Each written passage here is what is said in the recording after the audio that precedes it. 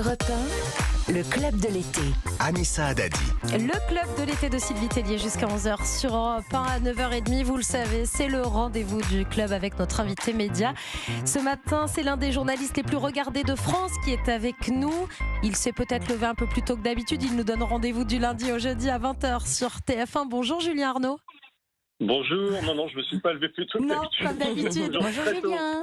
Je vous présente Bonjour. Sylvie Tellier. Vous connaissez Julien Arnaud avec Sylvie Tellier. Oui, on se connaît très bien, on s'apprécie beaucoup. Salut Oui. Sylvie. Salut. Bon, déjà, Julien, félicitations. Les chiffres d'hier soir viennent de tomber.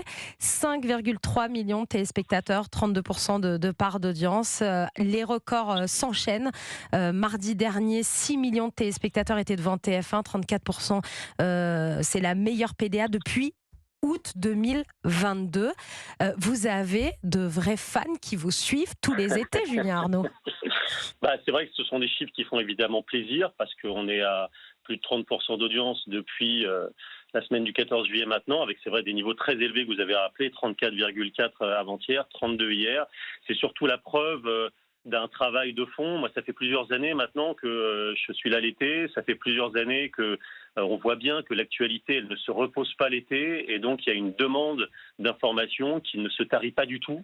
Nous, on est au rendez-vous, et il y a plein de gens qui viennent voir l'actualité chez nous. Donc c'est évidemment très très motivant, très très stimulant.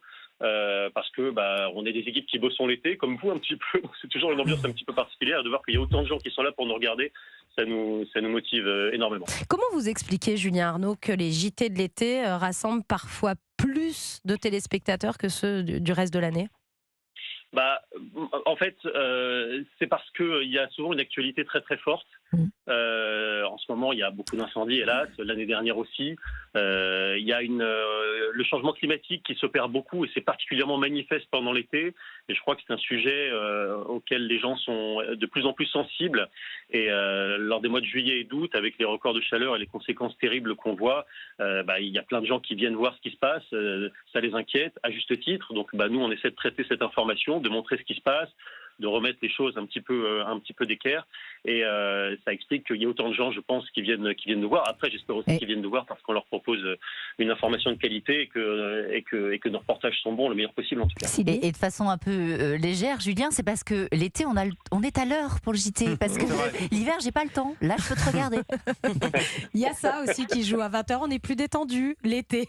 C'est vrai, ça joue effectivement. Oui, le rythme de vie change en été pour les gens. C'est vrai qu'on s'occupe peut-être des enfants de façon un petit peu différente, donc on a plus de temps, on est plus concentré. Et là où pendant l'année peut-être il y a le JT, mais en même temps il faut faire le dîner, etc. Là on se dit on fera le dîner après le journal parce que c'est important, il faut voir exactement ce qui se passe. Donc les gens qui nous regardent sont peut-être aussi un petit peu plus actifs dans leur façon de regarder le journal. Clément ? J'ai une question un peu moins journalistique, mais je sais que tout le monde se pose la question. Est-ce que, c'est le cas aussi en radio, dans votre carrière, vous avez déjà placé des petites dédicaces ou des mots à placer obligatoires à vos amis ? Vous disent, place le mot kangourou, un truc comme ça. Est-ce que vous l'avez déjà fait ou pas dans votre carrière ? Je voulais savoir. Je devrais pas vous le dire, mais il y a prescription. Mais oui, ça m'est arrivé une ou deux fois. Je veux dire, vraiment, je le fais, mais un peu honteux, quoi. Ça se voit sur mon visage. Je le savais. Je le prononce le mot, mais il faut voir un peu kangourou. Je l'ai vu dans Vous votre savez, œil. on est solidaires. Ce sont les équipes qui travaillent l'été pendant que les copains sont en vacances et qui nous envoient des défis. Donc on est solidaires, Julien Arnaud. Exactement. Il y a quelques jours, le président de la République, Emmanuel Macron, a accordé une interview aux deux présentateurs du JT de 13h sur TF1, Jacques Legros et Nathanaël de Rinxin pour France 2. Vous n'étiez pas trop frustré que ça soit une interview à 13h et pas à 20h ? J'aurais préféré que ce soit à 20h, évidemment. Oui. Je ne vais pas vous dire le contraire. Mais il se trouve que c'est une interview qu'il a donnée depuis Nouméa en Nouvelle-Calédonie. Donc avec le décalage horaire, c'était beaucoup plus logique que ça tombe sur le 13h. Sinon, ça aurait été une heure impossible pour lui. J'imagine que c'est ça la raison numéro 1. Vous êtes le visage du 20h de l'été.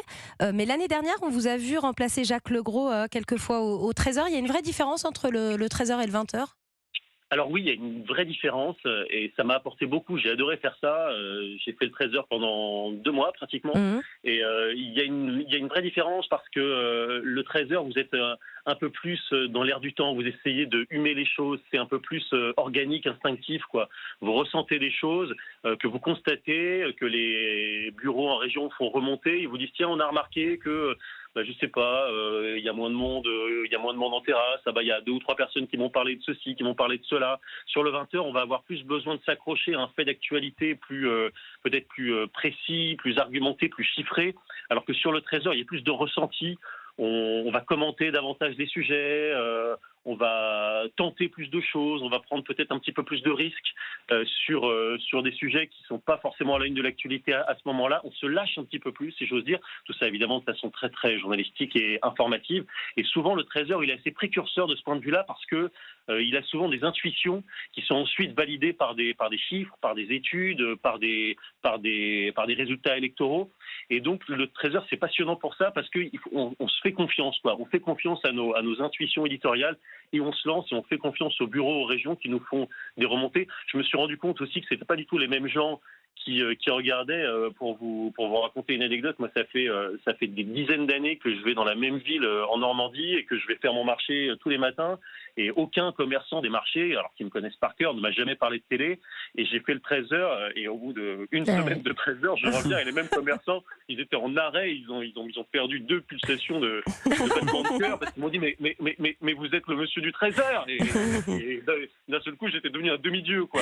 Donc c'est très très frappant et on voit que il y a effectivement, vous vous adressez à différentes France et vous adressez pas aux gens de la même façon. Donc non, c'était passionnant, très instructif. Un mot sur votre rentrée, Julien Arnaud. Vous ne prenez jamais de congé, décidément, puisqu'on vous retrouve sur LCI en septembre. Un œil sur le monde. C'est toujours du lundi au jeudi de 20h à 22h ?